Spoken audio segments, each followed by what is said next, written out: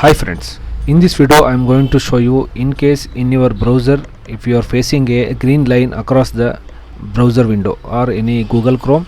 If you open any Google Chrome, if you are facing the green line across the border, for this I will show you how to solve this.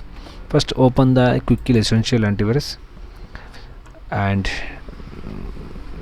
go to the protection. Wait for few seconds, it is fetching the details. Protection, and here select the browsing protection and here click browser sandbox.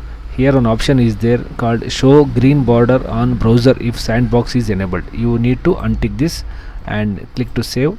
If you have password, put password.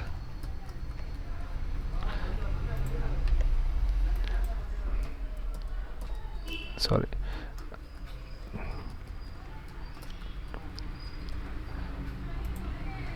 Yes, all changes will be applied when you load the browser next time. The problem will be solved. Otherwise you will restart your system once if you are facing the green line again. Okay, you need to restart your system, then your problem will be solved. Okay, thank you.